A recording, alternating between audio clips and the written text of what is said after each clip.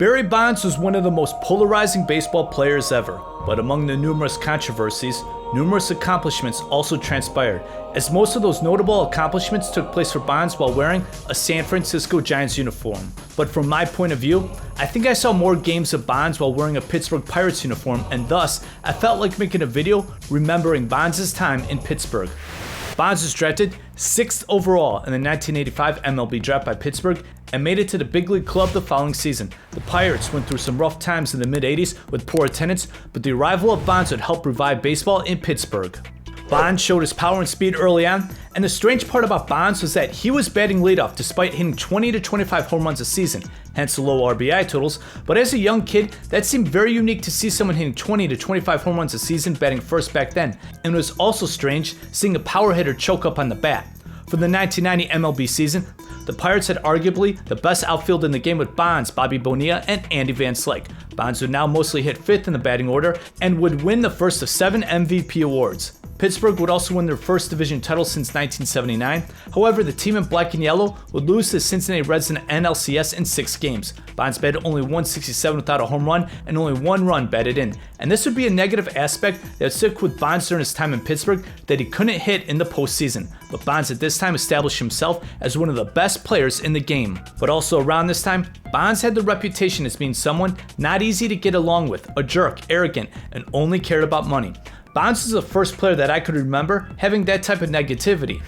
During spring training in 1991, Bonds' manager Jim Leyland had quite the altercation that was caught on camera. To simply put it, Bonds was not happy about his contract, began sulking on the field, and got angry at a cameraman and a team employee. Then Bonds was not doing a drill with the intensity needed and spat with one of the coaches. This led to Leyland going over to Bonds and cussing him out and letting him know what the deal was. In an MLB Network documentary about Jim Leyland, Bonds said that Leyland was right and also basically said that he was lucky to end up with the right guy, a great manager in Jim Leyland, as he was the type of guy that he needed. Leyland believed in Bonds and never judged him. The Pirates once again won the NL East. Bonds put up tremendous numbers, but was surprisingly not named the NL MVP, as that went to Terry Pendleton of the Atlanta Braves. Perhaps Bonds didn't win the MVP due to the dispute with Leyland and his poor relationship with the media. Similar to why perhaps Ted Williams did not win the MVP in 1942 and 1947 and Albert Bell in 1995. But the 91 Pirates, they lost again in the NLCS to the Braves in 7 games as Bonds hit 148 with 0 home runs and 0 RBIs. For the 92 season, Bobby Bonilla, he signed with the New York Mets, but Pittsburgh still had a really good team. But knowing that Bonds would be a free agent at the end of the season, and with the way baseball economics really made it difficult for small market and small revenue teams like Pittsburgh, the Pirates actually wound up trading Bonds to Atlanta. Now during spring training 1992, the Pirates had agreed to trade Bonds to Atlanta for pitcher Alejandro Pena, prospect Keith Mitchell, and a prospect to be named later.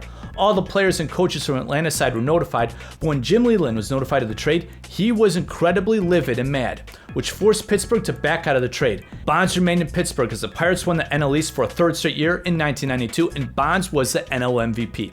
With the National League Championship Series tied at 3 games apiece, winner of Game 7 goes to World Series. It was bottom of the 9th, 2 outs, bases loaded. Pittsburgh 2, Atlanta 1. Pinch hitter Francisco Cabrera is at the plate, and in a Yahoo Sports article by Jay Busby, Andy Van Slyke told Bonds to move in, but according to the center fielder, Bonds flipped off Van Slyke. Cabrera wound up hitting a line drive that ended up in left field. Bonds scooped up the ball and attempted to throw out Sid Bream, who was a winning run, but the throw was not quite on line. This was Bonds' last moment in a Pittsburgh Pirate uniform, as a tremendous baseball talent would then go ahead and sign a 6-year, $43.75 million contract, which was the biggest in MLB history at the time.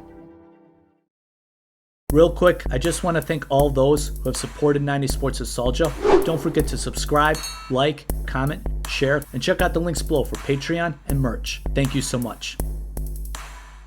Remembering Barry Bonds with the Pittsburgh Pirates.